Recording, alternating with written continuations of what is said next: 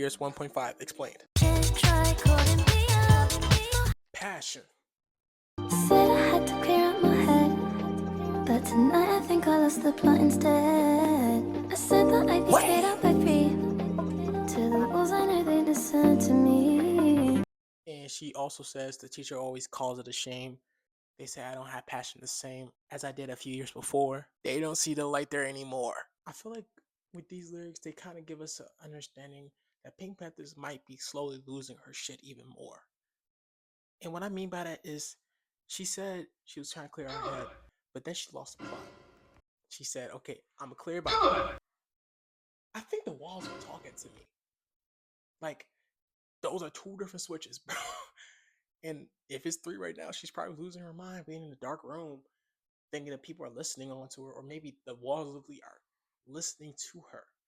And also, it's an added on fact that her teachers kind of see her also losing her mind because they see that she doesn't have the passion that she did before. Song title. And it hasn't been like this just for like a while. It's been like this for years. But she's not the same as she was before. Call it sad, but they're outside looking in. I mean, they can't understand when they all cope with everything. And when I opened my heart in front of my friends, finally, it was not what I thought because they're not there anymore. I called my dad. He told me there's no room for me down at the house that we had when we were living as a 3. My family's gone almost as far as I can see. They love me, I'm sure, but they're not there anymore. Now she's kind of like ventilating or hyperventilating in her own room due to how much shit she's been going through. People not understanding how she feels, even though they know for a fact they use coping mechanisms too. They think everything's fine, but it's not. She tried to open up to her friends, and it didn't work because they're not really her true friends. Her dad, she thought she was cool. Whole time, it wasn't. House that they used to have of 3, you know, daughter, it's not there anymore. And now she's really losing her shit terribly. Then she goes on to a like melodic tune afterwards. I'm not singing that because I don't have those vocals, man. I'm breaking them in half. They always say, I never wanted them to end this way. I have to gather all my things. They don't want the problems that I bring. And her spiraling throughout all this kind of a panic attack is affecting her outside connections with her actual people. And now they don't want to deal with it anymore and want to send her away. Or she personally wants to go away and not be connected with them because it's not how it used to be. She wants to find new connections elsewhere. Now, this is just a really sad thing to hear. Like, damn. In the story, I would like to say that this is adding on to the fact on why she is the way she is, why she was always lying, why she acted the way she did is that relationship with dude. It all ties back together. You feel me? No, we don't, Buster. Her kind of figuring out all the mental stuff that's going on, she kind of fades away from what kind of makes her the way she is now in a relationship into what she was doing probably inside that relationship. Like, like it was just for me. I found the street of the house in which she stayed, and my diary's full of your name on every page. Cause I read somewhere, you'll fall in love with me. I'll try it and try again. One day you'll see your hands underneath my pillow, so I sleep. And I'm dreaming of you leaving roses at my feet. So romantic. So Pink Panthers is full on obsessed and now is stalking a dude.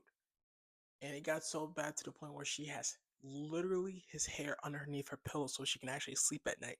And she's dreaming about the day where he can leave rose petals at her feet.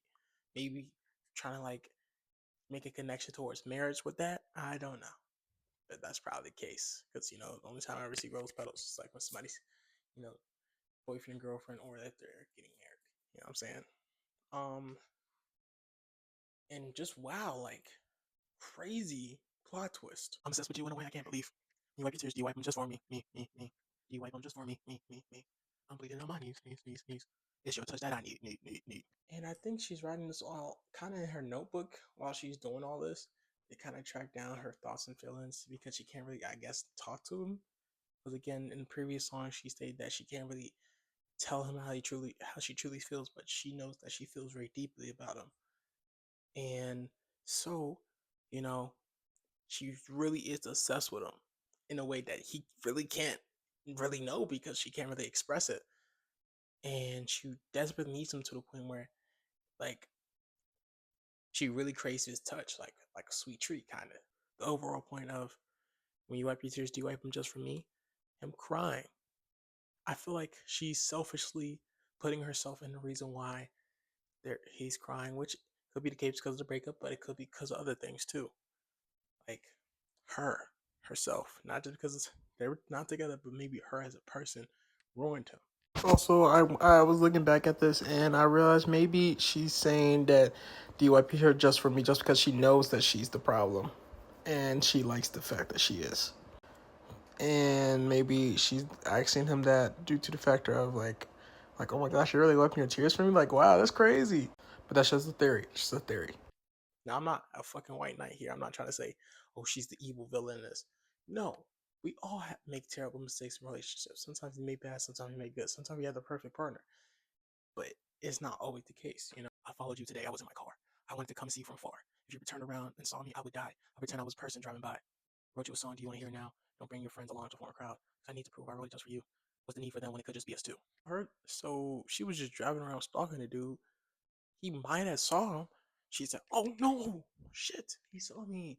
No, I gotta go see him now. No, I gotta go see Bay." She's chatting it up, talking to him, and straight up just says, "Yo, bro, like straight off, like I'm not." That's Toronto, my fault, guys. Like, I wrote you this song. I only want you to see it. I don't want you to bring your fuck ass friend, friends, plural.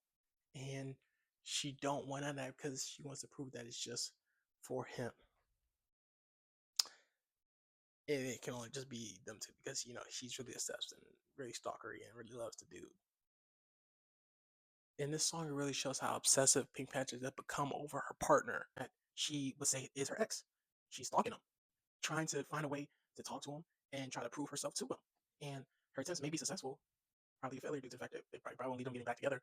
But again, you know, she's still trying to make something happen between them, no matter what.